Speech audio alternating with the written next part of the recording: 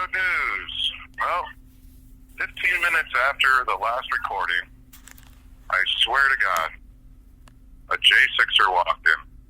Welcome to the new cell block, fellow J6-er. Well, I've had plenty of time to communicate with this guy. We had a conversation. It was not an interview. So the only thing I have, as far as I think I should be, as far as professional here, is first off, let me finish this up. Is that I will not use this J6-er's real name. Okay, that's pretty much because we did kind of talk, and so I'm not going to use this J6-er's real name, at least now. So maybe one day, years down the road, when all this blows over. But for now, I'm not going to use this person's real. So we're going to call this January 6er Dick Mark or Mark to Dick. Okay, so that's who we're going to refer to this J6er as. That is not the J6er's real name. But anyways, what are the odds that I would say what I said? And I've been researching Rosanne Boyland for about a week now and having other people look at the Rosanne Boyland thing one more time. And we get a J6er, not just any J6er, the one that recently pled guilty to J6 stuff. And we're not gonna pin him on that yet, but we're gonna go ahead and figure out why this J6er was in the tunnel in the first place. This J6er, you can be seen on film walking on top of people. Now we got to remember, Rosanne Boyland was stepped on quite a bit heavily, so I don't know if it's the same. But this J6er also swung on one of the police batons at a cop and hit him in the shield, I guess. So I don't know. This guy says, in his defense or whatever, they swung it at him first or something. There's a lot of really strange stories. Someone handed him a sledgehammer, and he just handed it back. There's lots of strange stories. Anyways, said he came here by himself with his dad.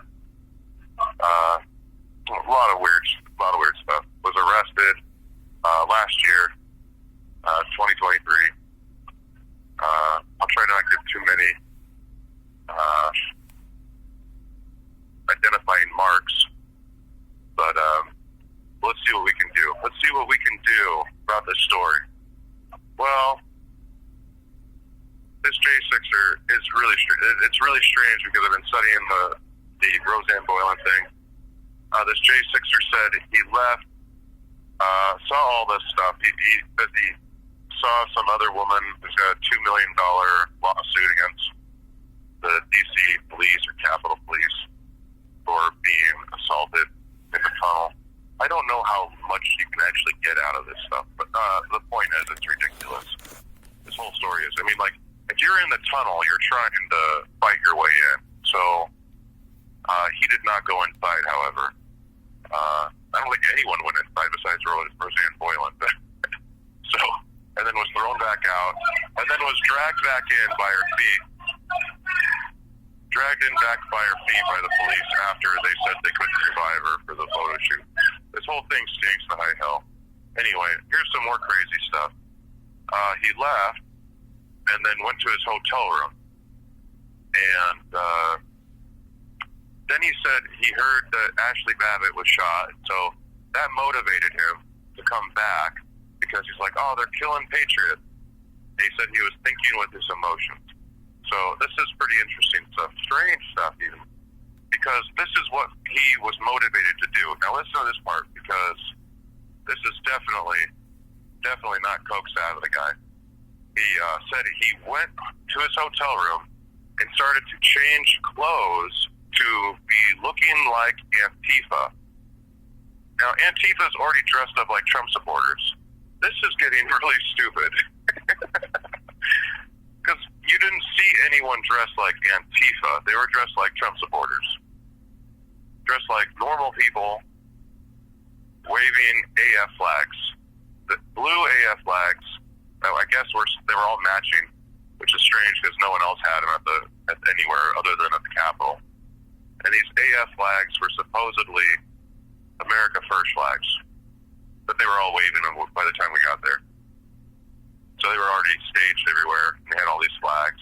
America First, all matching, looking rather Trump supporter-ish. You know, I could spot him from a mile away. I was like, oh shit. Anyway, so this is a strange story.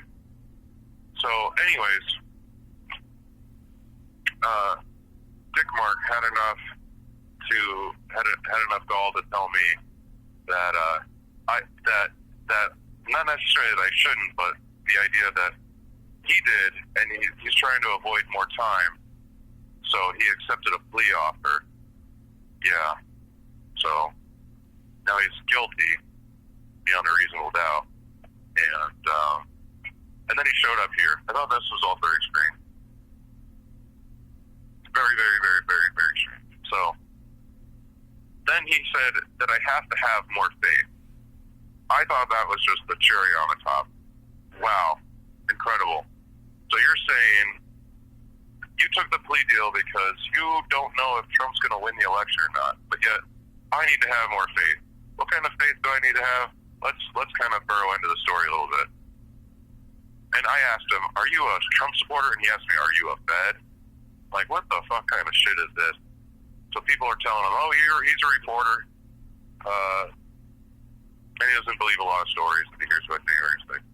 Yeah, this is probably going to be going down as one of them. But anyway, this is a story about how he's a really real Trump supporter.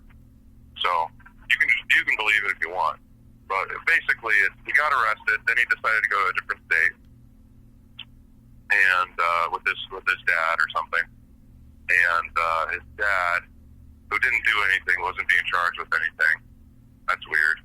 He also is friends with that sheriff that got busted, because you could be reading about that sheriff a lot. He's also friends with some other people. Anyway, this story is just really weird. I don't have to believe it. You don't have to believe it, but you certainly could. If you ever find this Dick Mark out there, be sure to tell Dick Mark, you know what? You just need to have more faith. So he goes to some beer brewery or something like that, and then eventually he sees some guy crying.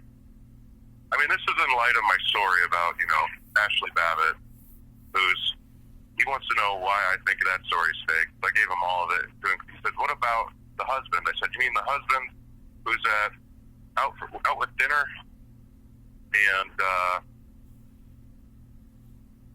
is eating with his girlfriend, and then they're all having a great time, and the press bust him, and then they say, who is this, and how do you feel about your wife dying yesterday?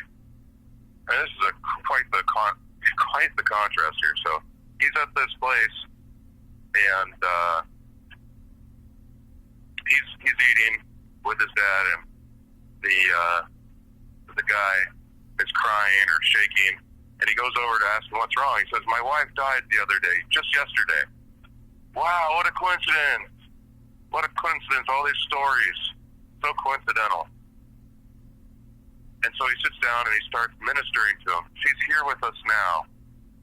And the guy says, I'm the greatest Trump supporter that ever lived.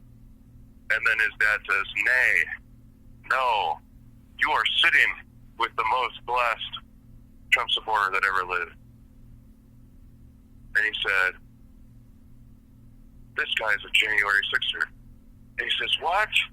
I'm a January 6'er too. These are my people. And that's the story. So, wow, what an incredible story. Let's clap for that one. Okay, so these are some of the stories here. And that proves he's a Trump supporter, everybody. I mean, if that's not just the proof right there, I don't know what is. And you should have faith. We should all have more faith. We should all have more faith in J6ers, Ashli Babbitt, Jesus, what else? Socrates, Homer, Obama. Yeah, we should just have tons and tons and tons and tons of faith. Let's just believe everything we hear, especially if the news reports it.